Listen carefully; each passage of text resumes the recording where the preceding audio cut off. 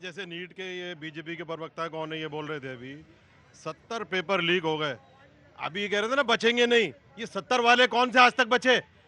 आप हिसाब दीजिए और किस किस पे आपने एफआईआर की, किसको सजा दी।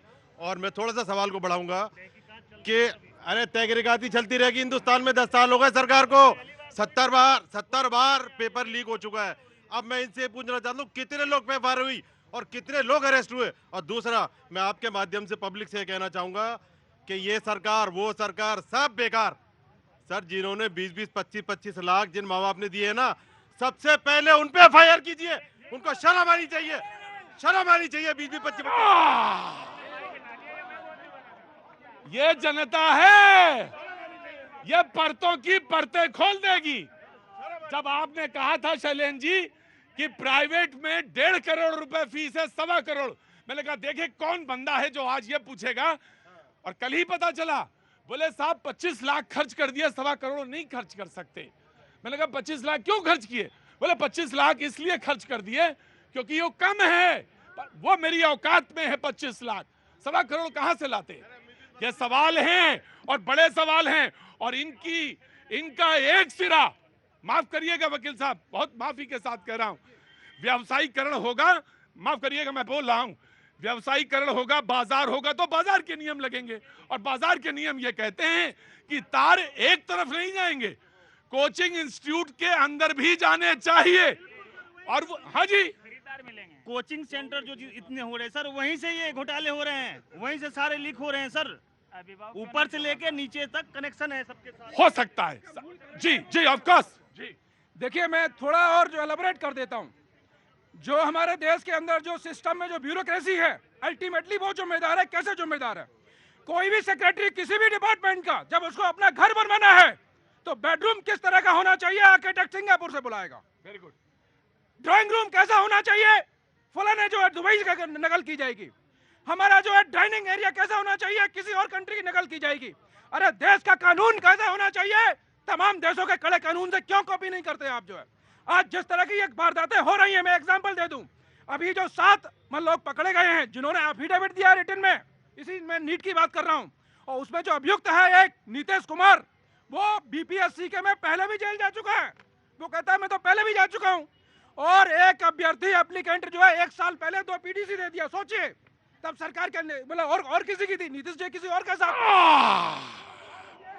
मैं एक राज्य में घूस, सुनिए सर मैं आ गया, अगर मैं मिलावट करता हूं तो दोषी मैं भी हूं सर, और अगर मैं नहीं बोलता तनख्वाह लेकर भी तो दोषी हूं।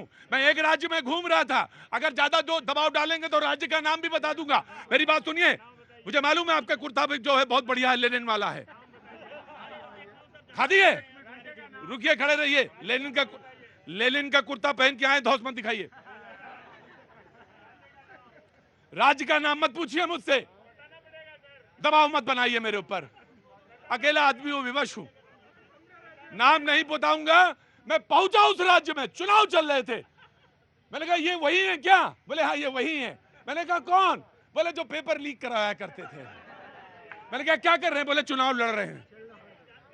ये आपके लिए है, आपके लिए यानी मेरे लिए, जो पेपर लीक कराया करते थे या जिनका नाम आ गया वो चुनाव लड़ रहे हैं। अरे आप किस मुगालते में हैं? किसको किसके गले पकड़ेंगे और किसके किसकी गले दबाएंगे? जिन्होंने पेपर लीक कराया, जिनके नाम आए, वो तो इलेक्शन लड़ रहे हैं। वो राज्य मत पूछिएगा मुझसे, वो राज्य बहुत चर्चित राज्य है, मैं बताऊंगा नहीं नाम, ये अभी का किस्सा नहीं है, थोड़ा पहले का किस्सा है। चुनाव लड़ रहे थे वो, मिले मुझे, और ये बात सच है, बिल्कुल ईमानदारी की बात कह रहा हूं मैं जी। आप ही की बात को आगे बढ़ा देती हूँ। तुम्हारा बच्चा क्यों नहीं पढ़ पा रहा है? यहाँ आओ।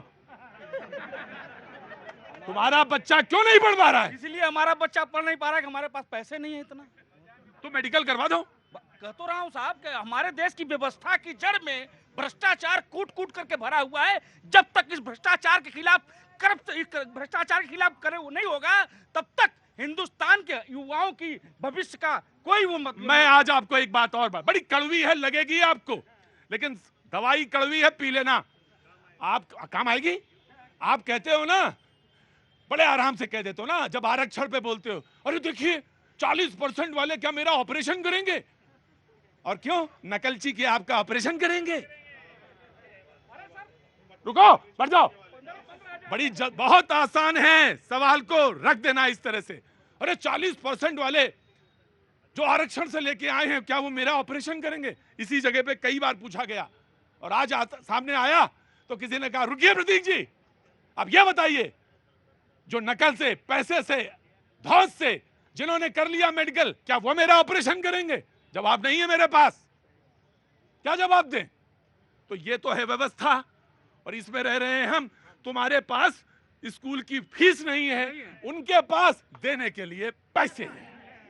ये लड़ाई यहां और यहां पे फंसी है। कोचिंग में कैसे रहना है इसका 3 साल का प्रबंध बच्चे करके आए हैं और बच्चों पे क्या बीत रही है वो तो कोई देखना ही नहीं चाहता वहां पे। सच है ये जी। ऋतु, बैठने नहीं देंगे आज आपको। बैठना ही नहीं है सर। हाँ। हम लोग तो बैठने के लिए बने ही नहीं है। हाँ, आप तो खड़े ही रहने के लिए बिल्कुल खड़े रहने के लिए बने हैं। हम जनता के लिए सदैव खड़े। मौका अच्छा है, उठाइए फायदा। नहीं, फायदा क्यों उठाना है सर? हमारे बच्चे तमाम आज जो है हमारे स्टूडेंट्स आए हुए हैं और जो आप पेपर लीक का बता रहे हैं कि जो है वो तो मंत्री बने बैठे हैं, वो तो धर्मेंद्र प्रधान, वो जो है उनकी शय पे ही तो ये पेपर लीक हो रहे हैं। आप ये बताइए, उससे पहले राजनीति क्या है इसमें सर? इसमें राजनीति क्या है ये बताइए। और यही इस देश का अरे सबसे बड़ा दुर्भाग्य है कि इस देश को सबसे बड़ा दुर्भाग्य इस देश का यही है कि किसी भी बात पर इस देश के भविष्य पर भी राजनीति करने लगती है ये लोग। जिस दिन राजनीति से बाहर हो जाओगे उस दिन इस देश का विकास होगा, इस देश के युवाओं के अंदर भी एकजुट होगा। तो एक बात बताओ, तो सवाल ना पूछें, सवाल ना पूछें। तो इनकी सरकार में राजस्थान में 18 बार पेपर लीक हुए और पेपर लीक करने वाले मुख्यमंत्री का लड़का, उस पर क्या कार्रवाई?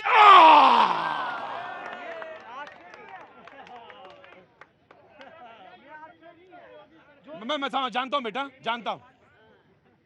जब मैंने कह दिया, एक सेंटेंस बोल दिया, वो अल्टीमेट सेंटेंस है। उनका नाम बहुत चर्चित नाम है,